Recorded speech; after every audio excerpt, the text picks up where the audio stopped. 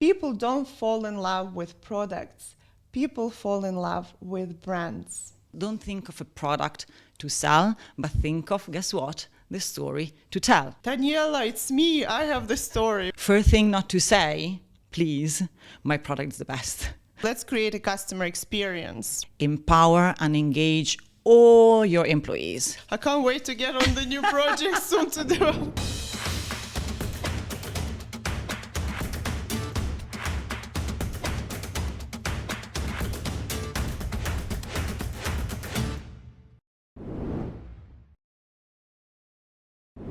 Hi guys.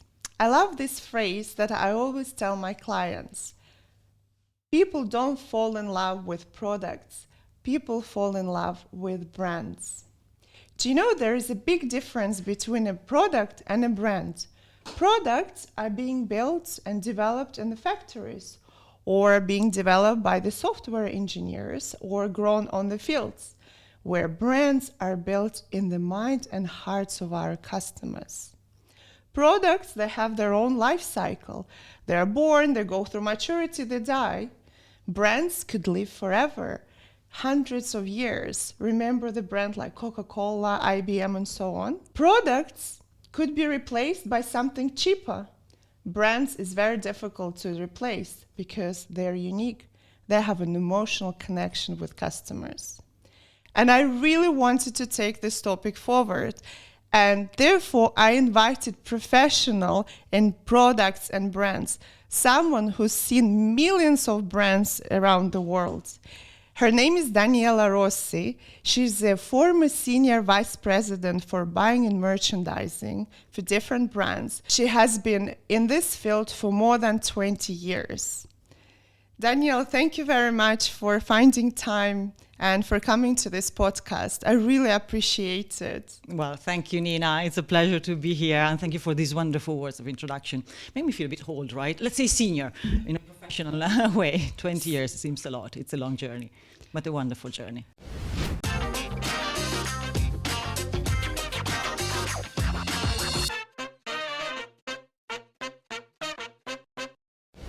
That's amazing, actually. I don't think I've ever met anyone who's been in that role for so long. So for me, it's also going to be a discovery today. That's why I changed so many countries, right? To make it always interesting and engaging. And more than that, today you're not just in the field of the buying and merchandising, right? You have a much bigger agenda now. You have your own podcast, you're empowering women, you support women entrepreneurs. So we have a lot of things in common. Absolutely. I try to do my best, yes. But after 20 years of telling the stories of brands within retail, I told myself, why keeping the conversation within retail? So I decided to take the conversation beyond retail and discover that there's a story behind every one of us. Excellent. Thank you. Thank you. I want to ask you one question, and I think it's going to be the question straight away. I don't keep it to the end. I'll just do it straight away. So you go and see hundreds of products, right? Hundreds of brands. How do you know which one to choose? How do you know that this is the product that you want for your company rather than those 10 that are also available? $1 million question, right? And then we know all the secrets. And Ta-da! Success story. Well, as you said, dozens, hundreds of products being released on a daily basis. And nowadays, the market is so overloaded, is so saturated by everything. So to really find the gap in the market, whether it's a product or a service, because at the end, the same approach applies throughout. It's really a treasure hunt. And you need to have that vibe, that enthusiasm, that passion, but at the same time, a great structure to be successful, because you don't just go and walk an exhibition and immediately find it. Actually, you do tend to see the same product over and over and over again. And when you travel international trade shows for 20 years from China, Hong Kong, Shanghai, and then the more glamorous one in Paris and Milan, London, New York, you say, wow, yeah, yet again. So the structure. Don't think just the product. Don't think of a product to sell, but think of, guess what? The story to tell. And that's what I kept telling my buyers whenever, even from the moment I was recruiting them during the interview process, because it is a process. The buyer is not a shopper. You don't shop for what you like, right? Buying, it is a highly structured environment. You have to think first and foremost of your client's needs. So identify their needs and then think of what product will solve that needs. So provide a solution. That, and I'm getting goosebumps, that is what gives you a successful product. So obviously you need to understand who they are, who's your customer. There's so much that goes behind it. That's why we need a structure.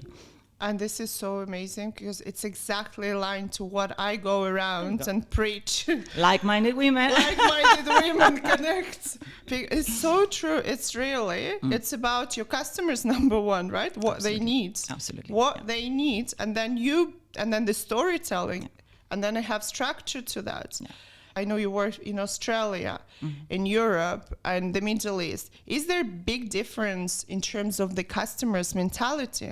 So just to clarify for the audience, you work in fashion, in design, right? And in the beauty industry. So let's say a woman from this part of the world, an Arab woman, how different is from Asian woman when it comes to buying beauty? Overall, what do you feel? And I remember some European beauty brand who were telling me that the big trends, and I'm speaking about 10 years ago, when I first arrived here, were tanning products. But guess what? Here there's still the charm. It's a white porcelain skin. So I didn't have to look at tanning product in Europe. I had to look at whitening product in Korea. So starting from somehow the end, the last end of the circle will allow you to bring the correct product. So you're saying that storytelling, brand storytelling, makes a big difference. Could you give the example of how when you go and see all these products, let's say on the trade fair, or in the manufacturer, how do you feel that story? How does that product tell me, Daniela, it's me, I have the story? What is that? Imagine, it's not only when you go to trade shows, it's even when you're just in your buying office and the vendor comes to see you, right? Remember, buyers might see 5 different vendors every week. And if you're a designer, if you have your own brand, the first big step is to manage to schedule that appointment with the buyer. That's already a success. Okay. Then you want that meeting to become a success. First thing not to say, please, my product is the best. Because they've heard it so many different times. It's like a mom saying, well, my kid is the best. Well, tell them why it's different, why it's special. So as a buyer, that's the first thing that you want to understand. It's what is special about the product, not immediately how it works, how to make it use, how to apply it on your skin, or how, if it's a microphone, how to switch it on, plug it on, and so on. That is something that can be discovered afterwards, a second, third meeting down the line. It's also what your client doesn't want to know first time they walk into the store. They see the product on the shelf. There are so many similar products on the shelf. They want to see the story. As you say, it's not easy to see the story, so that's why you have to tell the story.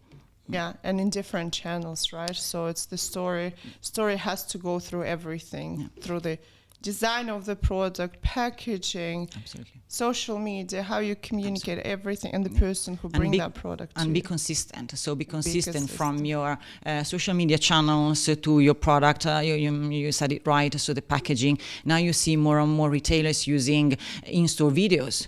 Next to as a point of sale, as a POS, because it helps to tell the story. Don't only focus on the product and on the client. Empower and engage all your employees, from the closest ones to the sales force, to the delivery guys, if you're working on a service that will be delivered at home. Again, you want your message to be consistent and to really reach your customer and your client, not only when they hold and pay the product and receive it, but also as they use it, or if something goes wrong, because things might go wrong when they call and ask for advice, ask for further information how to use it, or even if they ask to return it because it's customer right. Unfortunately, recently I've noticed more and more with clients or potential clients, one thing, when you ask them, what makes different your product? They usually say, what? My product is the best. The best. Quality, variety, affordability, when we're talking about that segment, mass market. Like across all the brands here, I'm talking about the Middle East, as majority of my clients are here. Then the next question is, let's create a customer experience, right? And we want the technology. And we want the technology there. We want to bring some AI. And I'm thinking, sometimes all you need is the basic things. To really, and I love what you're saying.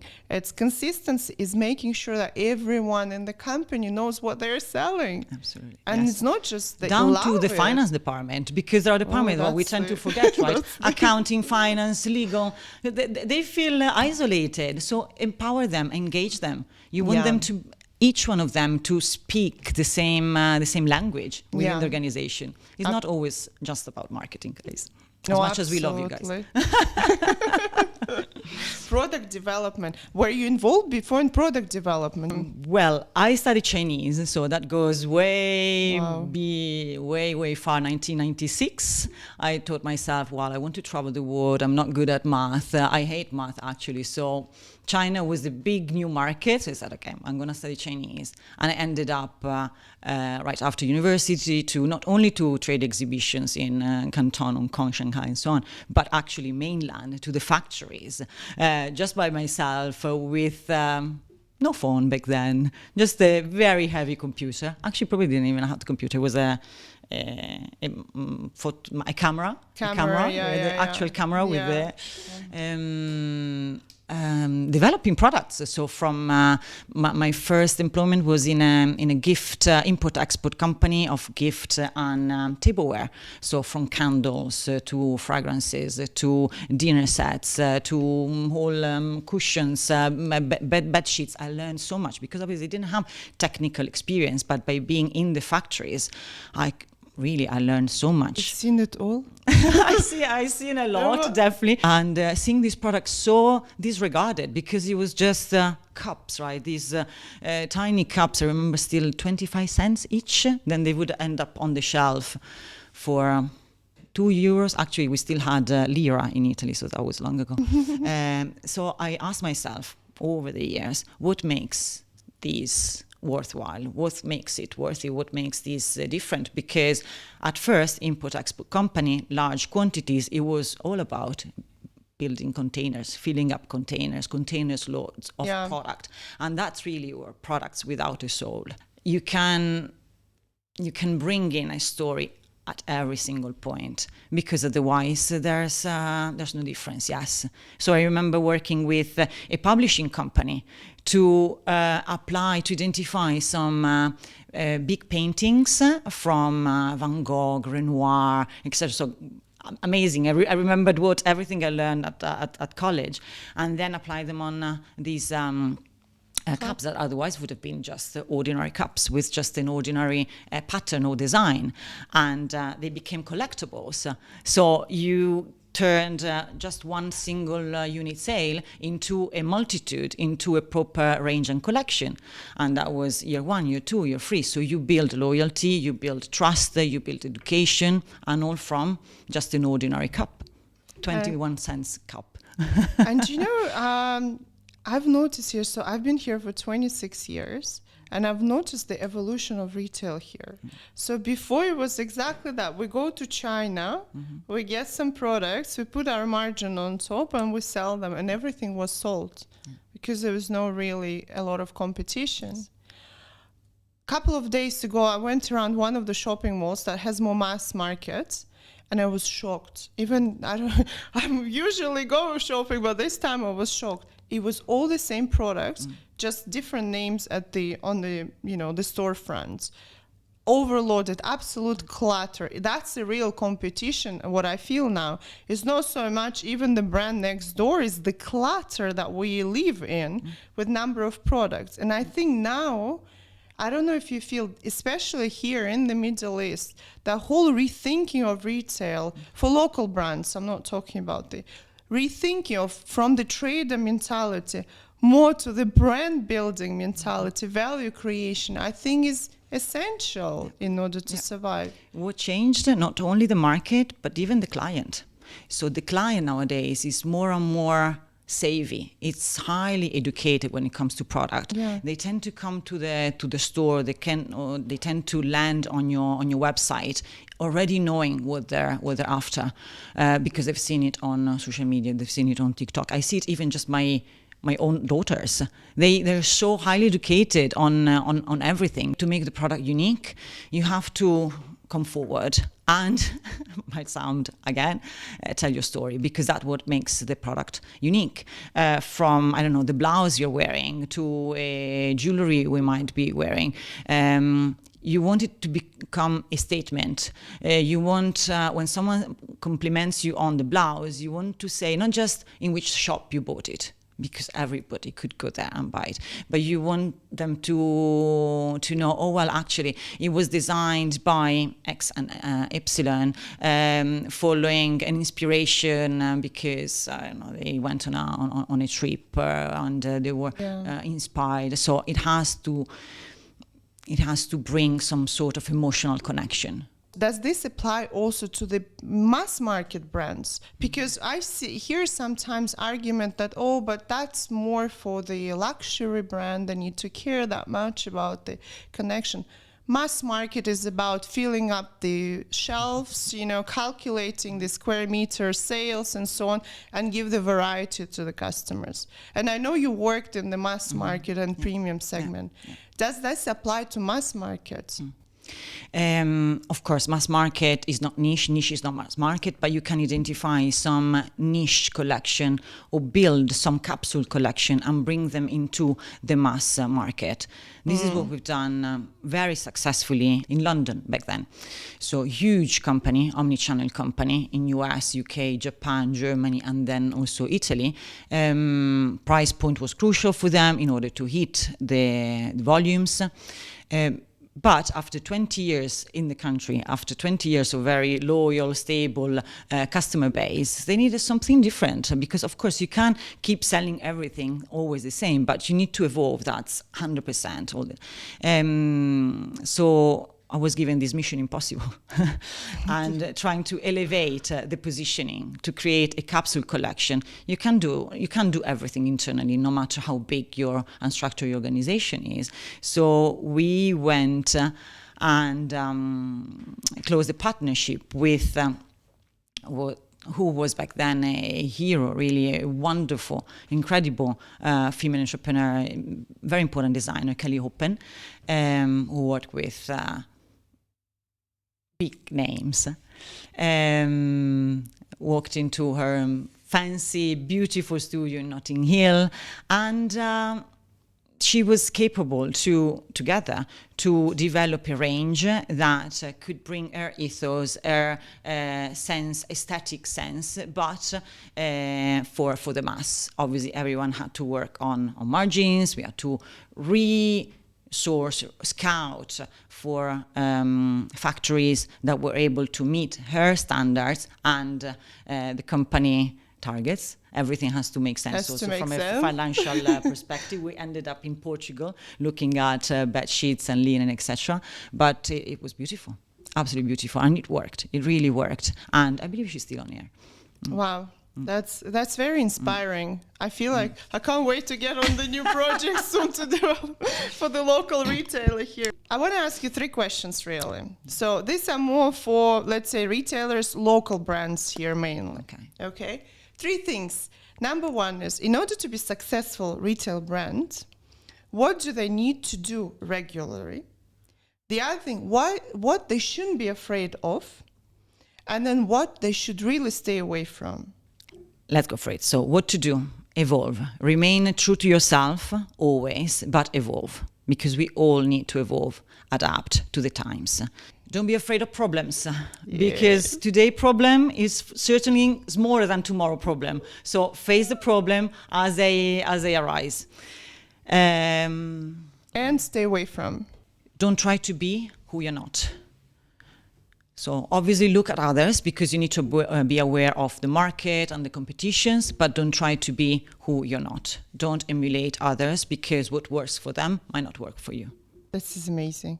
Have your own story, be authentic, don't copy, but be aware of what's around us. I agree with you so much. Thank you so much, Daniela. Thank you, Nina. It was an absolute pleasure. Thank you. Grazie mille.